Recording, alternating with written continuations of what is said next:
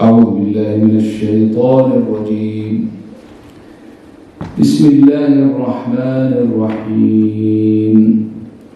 والنجم إذا هوي ما ضل صاحبكم وما غوي وما ينطق عن الهوي إن هو إلا وحي يوحي علمه شديد القوى ذو مرة فاستوي وهو بالأفق الأعلى ثم دنا فتدلي فكان قاب قوسين أو أدنى فأوحي إلى عبده ما أوحي ما كذب الفؤاد ما ري أفتمرونه على ما يري ولقد رئيه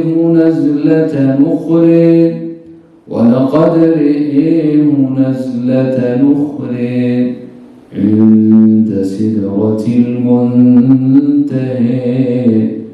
عندها جنة الماوى إذ يغشى السدرة ما يغشى ما زيغ البصر وما طغى لقد رئي من آيات ربه الكبرى أفرأيتم اللات والعزى ومناة الثالثة الأخرى ألكم الذكر وله الأنثى تلك إذا قسمة ضيزى إن هي إلا أسماء سميتموها أنتم وآباؤكم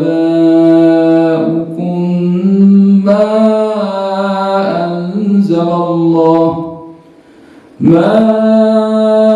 أنزل الله بها من سلطان إن يتبعون إلا الظن وما تهوى الأنفس ولقد جاءهم من ربهم الهدى أم للإنسان ما تمنى فلله الآخرة والأولى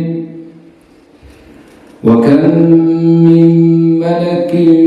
في السماوات لا تغني شفاعتهم شيئا إلا من بعد أن يأذن الله لمن يشاء ويرضي إن الذين لا يؤمنون بالآخرة ليسمون الملائكة تسمية الأنثى وما لهم به من علم إن يتبعون إلا الظن وإن الظن لا يغني من الحق شيئا فأعرض عمن تولي عن ذكرنا ولم يرد إلا الحياة الدنيا ذلك مبلغهم من العلم إن ربك هو أعلم بمن ضل عن سبيله وهو أعلم بمن اهتدي ولله ما في السماوات وما في الأرض ليجزي الذين أساءوا بما عملوا ويجزي الذين أحسنوا بالحسنى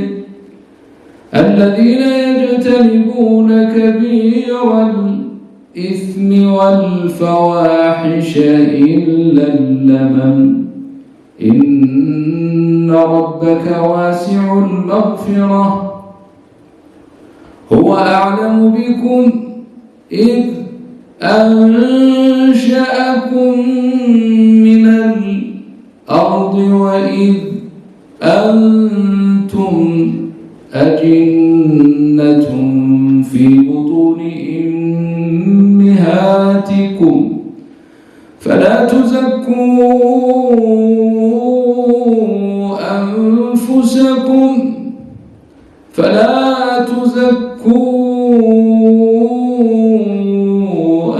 أنفسكم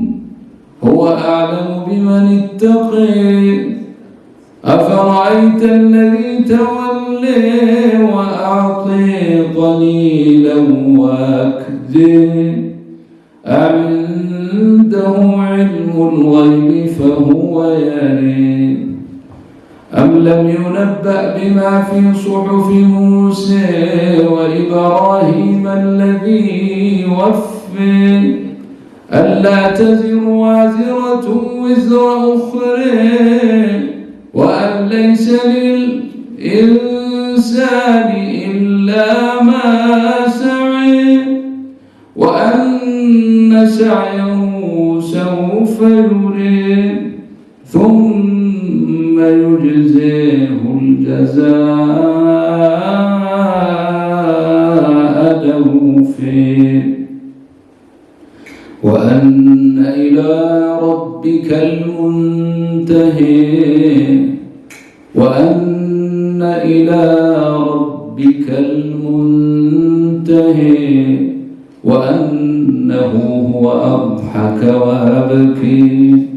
وأنه هو أمات وأحيي وأنه خلق الزوجين الذكر والأنثى من نطفة إذا تمنى وأن عليه النشأة الأخرى وأنه هو أغنى وأقنى وأنه هو أغنى وأقنى وأنه هو رب الشعر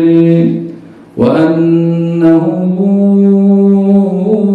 أهلك عادا الأولى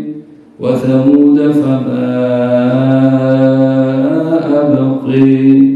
وقوم نوح من قبل إنهم كانوا هم أظلم وأطغى والمؤتفكة أهوى فغشيها ما غشي فبأي آلاء ربك تتماري هذا نذير من النذر الأولى أزفت لازفة